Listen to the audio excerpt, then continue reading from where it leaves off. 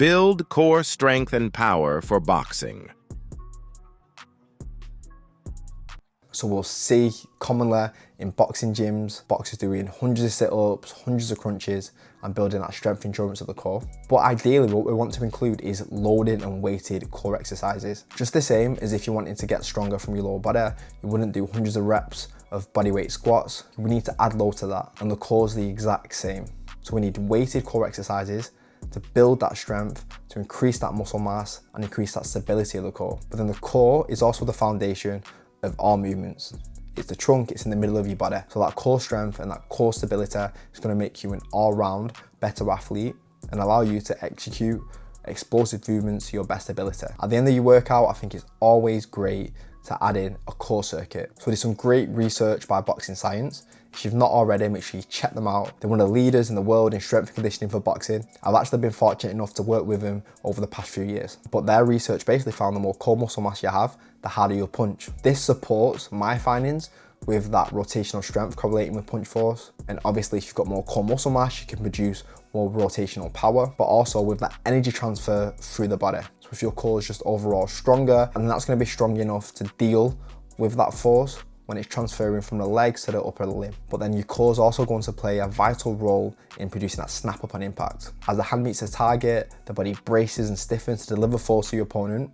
So if we have more core tension and more core muscle mass, that's going to help you optimize your force delivery. So when I completed my master's degree at university, I assessed some of the biggest contributors to punch power, and I found that rotational strength was one of the biggest. So this is the oblique's ability to produce high amounts of force in that rotational movement. You can see why this has the transfer to boxing, because punches, especially the cross or the hooks, massively rely on that torso rotation. But then also with research finding that punch power is produced from the lower body. If that core is weak, then it's not going to be able to transfer that energy from the lower body to the upper body, and that can actually cause energy loss and reduce punch power. So with our rotational exercises, there's different pillars what we can focus on.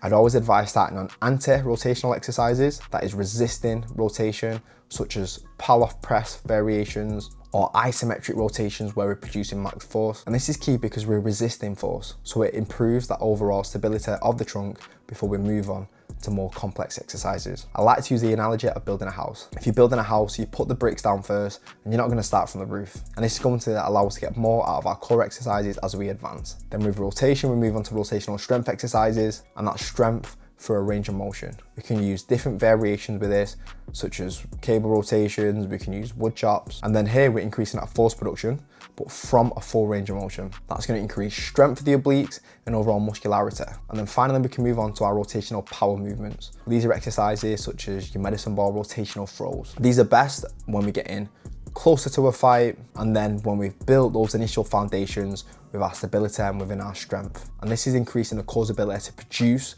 and generate that rotational power in a fast, explosive movement. The War Ready Strength and Conditioning Program, the ultimate program to get you fighting fit in just 14 weeks. Planning your own strength conditioning for boxing can be so overwhelming. I've literally been there myself before, and I would just find myself doing random exercises in the gym, and I'll be always training hard, but not necessarily training smart. Since then, I've been fortunate enough to invest heavily into my education, learning the science behind boxing, and I've been fortunate enough to work with over 100 boxers worldwide. This program gives you the guidance and the tools you need to take charge on your strength conditioning and know what it really feels like to be war ready. So this is on the Coach Bench Performance app. On here, you'll get access to 4 different phases, experiencing a variety of different exercises and adaptations over the course of the program. It even includes a tapering strategy, what you can use on fight week. See PDFs explaining the science and the research behind your program itself, and there's various different workshops. At the start of your training program, we'll do a combat performance assessment. This is when we put you through a series of different tests